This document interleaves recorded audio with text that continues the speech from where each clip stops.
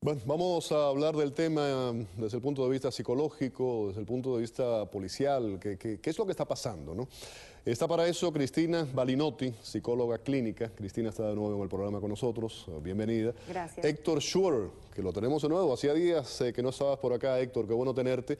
Como saben ustedes, Héctor es investigador de la Oficina del Defensor Público de Miami-Dade. Gracias por la invitación, Félix. Al contrario. Cristina, vimos lo que ocurrió en Hialeah hace poco, hemos visto pues estos brotes de violencia y vemos cómo muchas de esas personas mezclan esto con las redes sociales. Habla en un momento determinado, veíamos el mensaje ahora, dice, me verán en las noticias. ¿Es una forma de qué? ¿De llamar la atención? ¿De dice, paso a la inmortalidad con esto? ¿Qué? Claro, él es un asesino que se caracteriza como un asesino impulsivo. Hay dos categorías, impulsivo y el que premedita, como el sicario, por ejemplo, o el serial killer.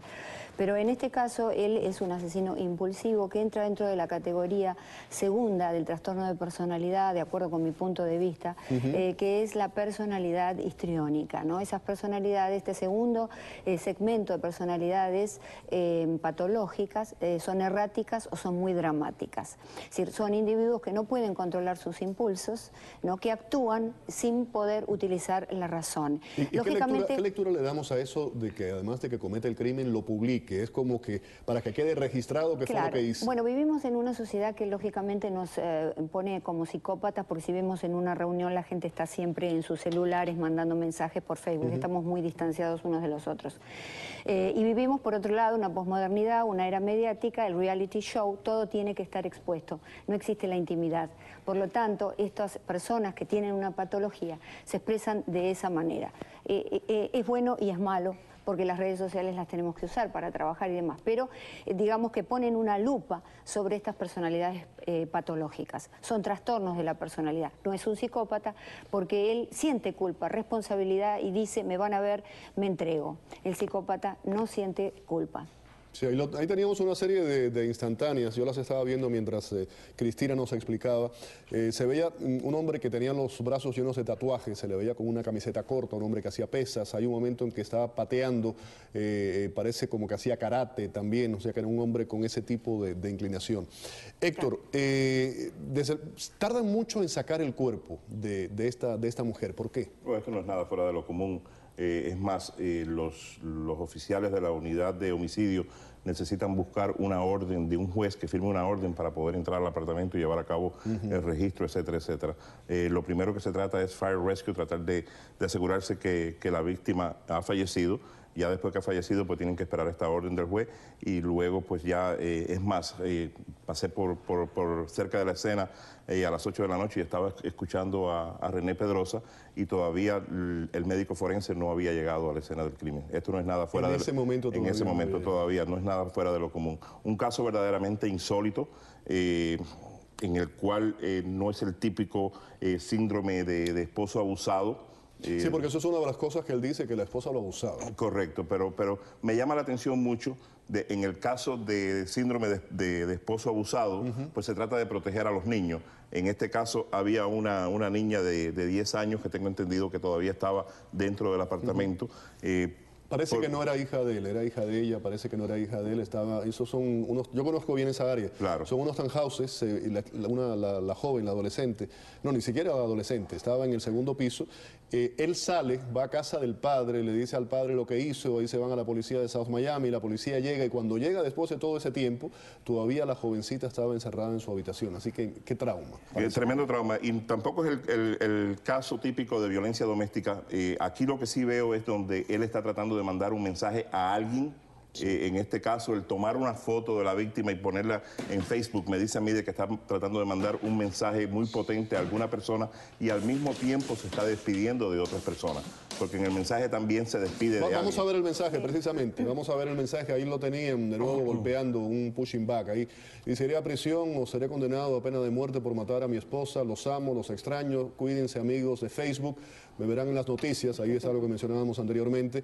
Mi esposa me golpeaba y no iba a tolerar más el abuso, por eso hice lo que hice, espero que me entiendan, Derek. Acá es donde se ve el trastorno de la personalidad, ¿no? Que convive con individuos que no pueden controlar sus impulsos y que están de alguna manera enfermos. La personalidad, la estructura de la personalidad no está bien. Sí, no, yo estuve buscando información, que te compartí parte de esa información contigo ahora. Y ese señor había escrito una serie de libros de superación personal. Claro. Increíble, ¿no? Bueno, libros de superación personal, de superación familiar, y ocurre esto. Bueno, es que dentro de este segundo, digamos, espacio, ¿no? De lo que son el segundo estadio de las personalidades enfermizas o desórdenes de personalidad, se ve justamente estos individuos también que conviven con narcisismo, ¿no? Con histrionismo y también con algún tipo de personalidad antisocial, que no es un psicópata, ¿no? Son personalidades antisociales porque tienen una infancia problemática. Los cuadros nunca son, digamos, muy limitados, ¿no? Siempre hay un conjunto de síntomas, pero sin duda se ubica dentro del segundo estadio del desorden de personalidad. Vamos a ir con René Pedrosa, precisamente. Héctor hablaba de René, vamos con René Pedrosa y la última información al respecto. Adelante, René. Félix, hola, ¿qué tal? Y muy buenas noches. Te puedo decir que hace 20 minutos exactamente ha llegado la unidad de investigación de la policía del condado Miami-Dade. Llegaron en 2 furgonetas. Ha sido una tarde y una noche bastante larga, bastante tensa, porque el cuerpo sin vida de Jennifer Alfonso, de 26 años de edad, aún permanece dentro de su hogar. Para recapitular, el brutal asesinato sucedió esta mañana a las 11:32 en el 5555 suroeste de la avenida 67. Y lo espeluznante en todo esto es que el presunto asesino Derek Medina, de 31 años de edad, colgó la foto del cadáver de su esposa Alonso en su página de Facebook. De todas formas, te puedo decir que familiares y amistades han estado llegando aquí a este tranquilo vecindario de la ciudad de South Miami. Vamos a tener mucho más esta noche a las 10. Continúan llegándonos más detalles, más información, así que acompáñenos. Desde South Miami, René Pedrosa, para Mano Limpia. Adelante, Félix. Gracias, René, por la información. Yo quería además agregar, estábamos hablando exactamente del área, es 56 Miller Drive, la avenida 67. Ahí hay varios complejos. En la misma esquina hay un complejo de townhouses. Correcto. El Walgreens está al cruzar la calle. Está el Walgreens, que había una estación de gasolina. Correcto. Anteriormente allí. Hay el high school, en la secundaria. Y el 7-Eleven con la gasolinera en la otra esquina. En la otra esquina. Y un poco a mitad de cuadra hay otro área de townhouses. Lo que quería mencionar con esto, que esos townhouses no son baratos. Estamos hablando de gente que de un poder adquisitivo relativamente alto. Para vivir en ese tipo de Claro, que no se puede conectar la pobreza con el crimen. Por supuesto, por supuesto. Claro que generalmente se ve inclusive en sociedades. Seguro, claro que sí, claro que sí. Ese señor inclusive era un actor, era un extra, ¿no? Pero trabajaba en un drama. Yo nunca lo he visto, pero mucha gente después, cuando he hecho toda esta investigación, me dice que sí, que es muy conocido, que se llama Burn Notice. No sé si ustedes algunos tenían conocimiento de los capítulos y que ese señor, bueno, trabajaba ahí. El tema de la niña. ¿Cómo ve esto de esta muchachita que pasó todo ese tiempo encerrada ahí arriba con su madre muerta? Bueno, es un gran trauma, sin duda. Puede generarle lo que hablábamos, una personalidad antisocial cuando sea adulta, si es que no entra en una terapia profunda, o una apoyatura, ¿verdad? Sobre todo porque no era el padre. Es un hecho muy traumático para un niño, pero también es muy traumático para la sociedad en general, porque estamos viendo demasiado de lo mismo y no encontramos una solución al caso. Yo creo que la era amerita esta clase de crímenes, es decir, la era en que vivimos, lamentablemente. Félix, yo lo que veo aquí es muy poco remordimiento y una confesión explícita. Quizá la doctora, que es psicóloga, puede elaborar más sobre esto, pero como que se estaba despidiendo de alguien y al mismo tiempo tratando de mandar un mensaje muy fuerte a otra persona en este caso. Un caso insólito y verdaderamente alucinante. Se habían casado, no tengo las fechas exactamente, pero se habían casado una pareja joven, ¿no? Se habían casado, se habían divorciado, se habían vuelto a casar, o sea que es una de esas relaciones amor-odio, ¿no? Que se crea un círculo que no se rompe. Es la naturaleza patológica de la relación, porque si la mujer lo golpeaba y tantas veces volvió con ella, cosa que no sabemos, porque todo esto es especulación, vamos a ver los datos más adelante, en los días subsiguientes, pero indudablemente ella estaba también capturada dentro de un círculo patológico. Estas personalidades tienen acompañantes psicológicos y emocionales, que son las esposas que se quedan. Se casaron originalmente en el 2010, se separaron en el 2012 y en el mismo 2012 volvieron a casarse de nuevo y ahí tienen trágicamente cómo terminó todo. Quiero terminar con esto. Héctor, ¿ahora qué ocurre? Desde el punto de vista de la investigación, ¿cuáles son los pasos? Bueno, es muy temprano, ahora se procesa la escena del crimen, se recoge todo tipo de evidencia. Obviamente él probablemente está siendo interrogado esta noche, tratando de obtener todos los detalles. Luego el cuerpo es recogido por la oficina del médico forense y probablemente mañana o el lunes se le practique la autopsia para ver exactamente la causa de la muerte. Desde el punto de vista de evaluación psicológica con este señor y con la hija también, ahora me imagino que vendrá un proceso. ¿Están obligados a pasar por toda esa evaluación? Sí, por supuesto. Primero a él hay que evaluarlo psicológicamente y ver cuál es su nivel de conexión con la realidad, que indudablemente la tiene. No es un individuo que tiene un trastorno de la personalidad, no es un psicótico, no es alguien que se evadió de la realidad y no la puede comprender. Es responsable de sus actos, de hecho él se entrega.